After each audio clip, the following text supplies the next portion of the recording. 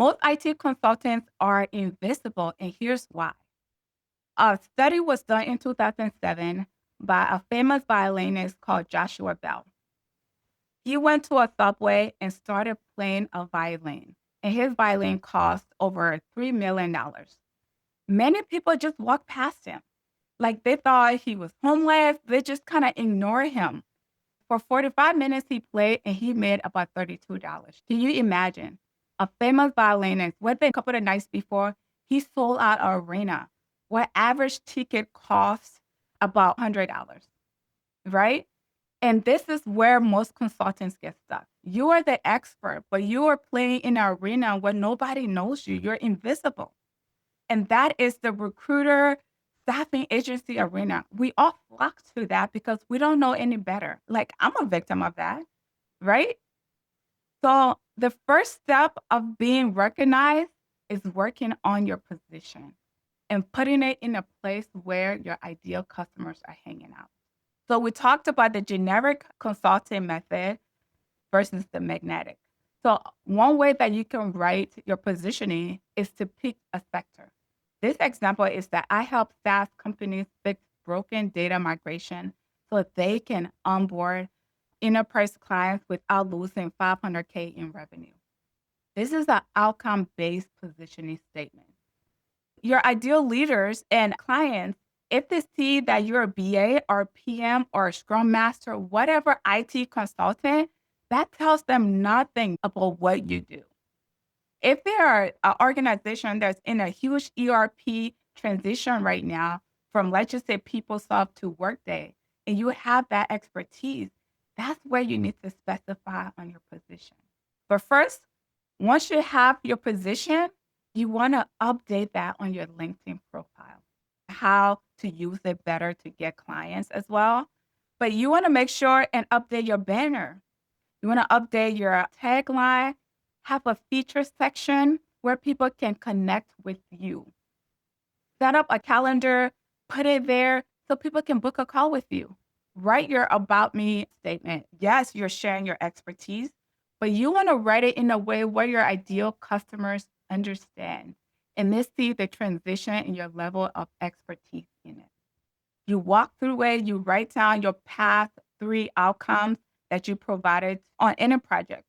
And then you just walk through each of them and try to identify what are leaders looking for right now. You don't want to be selling a service that no one's looking for. Always market yourself in a way so that your ideal customers can find you based on what they're looking for. That's the first step. The next step, we're going to talk about your offers. Many times we get trapped with per hour offer. Yeah, I get it. When you start off and you're going through an agency, you have no option. But as the consultant building your business, you have to charge based on the value you bring to your customer. So I want to share a story with you guys why people buy premium based on Apple. Y'all remember when Apple came out? Apple came out selling their phone for $499 with a 2-year contract. And back then, you can get a free phone without a 2-year contract. And everyone was lined up. People stayed outside to get an iPhone. Apple was able to do that because they figured out that they were not just selling a phone, they were selling an experience. Even from how the iPhone was designed, from the paper that was on it, the white sleek box, everything was the whole experience that the user got. It wasn't just a phone. And that's what we're selling as consultants. You're just not selling as a BA. I'm not just selling that I can organize the backlog, that I can do roadmap planning for the next 3 months. No, that's not the value. That's tactical step that I do. But what value do I provide? One of the projects that I worked on, we implemented a new ERP system for the financial side. And we were able to save the organization the first 3 months over $70,000 because we're able to take their clients from paper checks to direct deposit. That's the real value. If you're saving an organization $10,000 or helping them gain $10,000 based on your expertise, I want you to start thinking that way right now. You can charge anywhere from 10% to 30%. That is your rate. We need to start thinking based on the value you provide. You start thinking to yourself, like, wait, did I undercharge right now?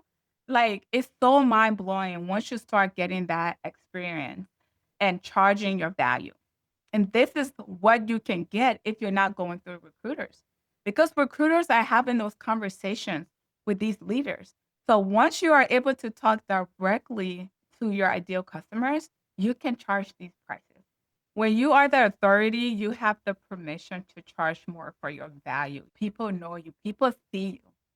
You cannot possibly do business when nobody knows you. Everything we just covered points to one outcome. You need to attract high value IT clients without chasing job boards, without waiting on recruiters, without a middleman taking a cut of your dollar.